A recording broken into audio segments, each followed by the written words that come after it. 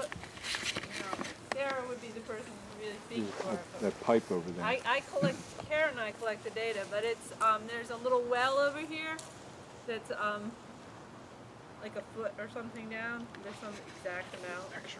So that, we can measure what the depth of the water is and how it varies over time. And, there's a little thing called a pogo that is, that actually measures that and collects the data, and we just have to come in and offload it. NC State set it up.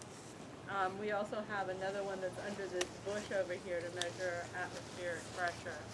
So we'll be able to, and we have a monitoring station that we installed on the fire tower. A weather monitoring station that's on the fire tower for the firehouse for Siler City. So we have all the local weather. So we'll be able to compare how well this rain garden is actually doing at decreasing the water level Over a period of over time. time. Yeah. So Have you looked at the data? we have been collecting the data Okay, so far. okay. We have not actually done any analysis to look at the Well, it's good that it drains down quickly. We want it to drain down within 3 days because it's not a wetland, Right. and then we're ready for the next storm. Yep. So that's the idea. And if you can't put a rain garden in, I'll just briefly mention, having the downspouts going across a grassy area instead of right to the creek like a lot of people do, that's a good practice too. We call it downspout disconnection. That's just having it going to a grassy area. We've gotten up to 90% runoff reduction just by doing that, taking pipes offline. So here, we could have done that, but we wanted to put a rain garden in, we had the money, so let's wrap it up with, and I don't want to keep you all day, but let's talk about the plants. What is your overall impression of, and again, be honest, would you want this in your yard? Yeah. Beautiful, yes. You like it?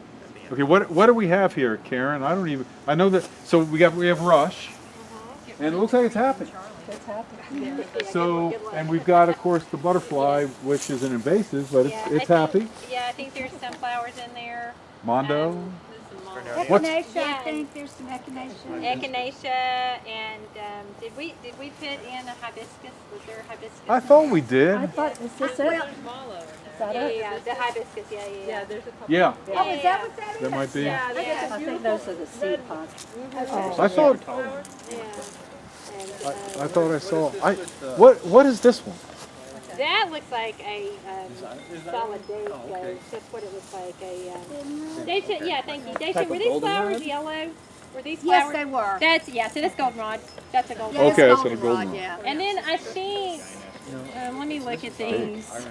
So I know from just doing stuff with Susanna Dacia over in the riparian buffer in Bowling Creek, that you can, to keep goldenrod from getting so big, during the summer before it starts putting out its blooms, you can cut it back, and then it will still, Just like mums. yeah. So you can, so like in, I don't know, like July or something, like the high of summer, give it enough time, a couple of months before it's gonna bloom. Yeah. So that can keep it, so if you wanted to come and snip them down.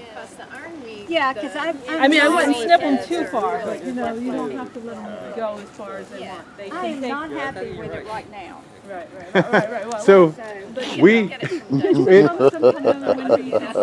it got big, and apparently the Bernie fan is thinking that it's little kind of wild looking. Well, you can, Station, it you needs can come in and It you needs can a Bernie flip it Braun back. statue in the I middle. have goldenrod in mine. I have coreopsis in one, and in that, and at the beginning, in the spring and all throughout the summer, I just come in and I just put the tops down to where I want it, and it will still bloom. It's just not going to go wild and crazy. good.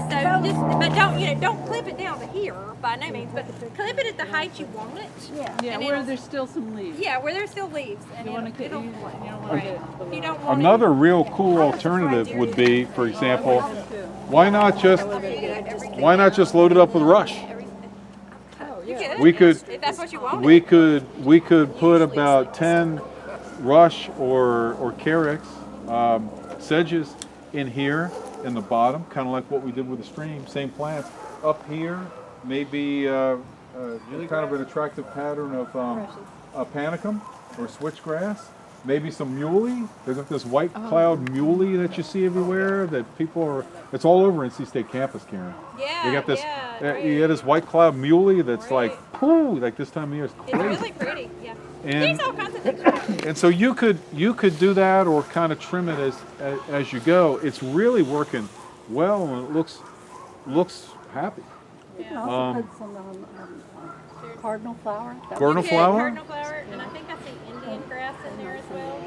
So you don't want to put these in a wet spot in the lawn. This is perfectly situated between the source of the water and its destination. This is pretty ideal. If you're thinking about putting one of these in, I would just end by saying dig a hole or two about 12 to 14 inches deep, just with a shovel. Fill it full of water. We don't expect rain over the next 3 days. See how quickly it drains. If it doesn't drain at all, you got a wetland. Nothing wrong with a wetland, but not too many people like them because of the reason I mentioned. If it drains within 3 days, you're good. We've put them in at the beach, Oak Island. We put one in. It drains in about 3 microseconds. Yeah. And they have irrigation there because it's right in front of town hall. They have a cistern and it sends the water over here and they just have to watch it, and they use drought tolerant plants. These are more water loving here. So they will use drought tolerant like beach grass and salt tolerant plants down there. It's a whole different deal there. But here you could put hibiscus, you could put in carex and juncus, and and then that way it's you don't have the thicket unless you like the thicket. You could even dress it up with some river rock, right? We didn't do that because he wants to mow the grass and kind of avoid the rocks and whatnot. But on this side we have that lower section where it kind of feeds the water off. You could put some rock there and dress it up a little bit. The mondo grass looks happy. It's kind of held the bank. So we wanted to show you this. Wasn't part of the workshop, but it was here. So we thought that, so we got a good 1-2 punch here. We're collecting it and infiltrating it, and we're stabilizing the bank. So when existing construction, that's about as good as you can do in residential existing construction. Yeah. Congratulations, Barry. Now, if everyone would do one, then we wouldn't have that Yeah. overflow in the. There's a lot of hand holding that occurs on these. People don't know what it is and don't know how it works. And we've been trying to create online resources as we go. There's definitely opportunity for that. If y'all want to send us any emails that have these lists of different things that can go in here, that would be most appreciated. Because I can't remember these things and I'm not taking There's a great book at the Chatham Library by some NC State professors, Rain Gardening in the Southeast, and it's got a lot of great, it's a really great book. Oh yeah, those are our horticulture professors. Okay, Yeah, Helen Krause and Yeah, yeah. Ann Spafford. Yeah. Yeah, that's a good one. I've got that. They are horticulture people. But I'm what What don't you want here? A bald cypress? Why not? A willow oak? We want to keep this in a what they call a suspended state of adolescence. Why is Small shrubs. The tree is going to occupy more space. It'll probably be very happy, but it's going to occupy more space. Plus, you don't want a big tree right next to the house. And your capture volume is going to decrease. And also, you want sunlight in here because it's killing bacteria. If you create shade and you have standing water, it's a recipe for mosquitoes in the summer. So you want sunlight, you want quick draining, you want low growing native plants, deep rooted, no huge trees. dig 2 feet down or 1? The roots? No, for The center of the hole. To see wetland or. I'm sorry. Yeah, a foot to 14 inches, 12 to 14 inches, because that's kind of the bottom of the rainbow. So dig that down and fill it full of water, check it the next day, check it 2 days, check it 3 days. So within 3 days, drainage, you're good. If it's 4 days, 5 days, it's going to be really wet. If it's more than 5 and it hasn't moved or hasn't moved much, you've got a wet. Not a good site. You can put wetland plants in. You could load it up with wetland. So we did one of the other sites that we did rain gardens for in Siler City. One of them, they put in 2. One's a rain garden and the other one is a wetland. Okay. And that's what they wanted. Yeah. So, I think I'm gonna have a wetland garden. In my Wetlands can be beautiful. You'll see them. yeah.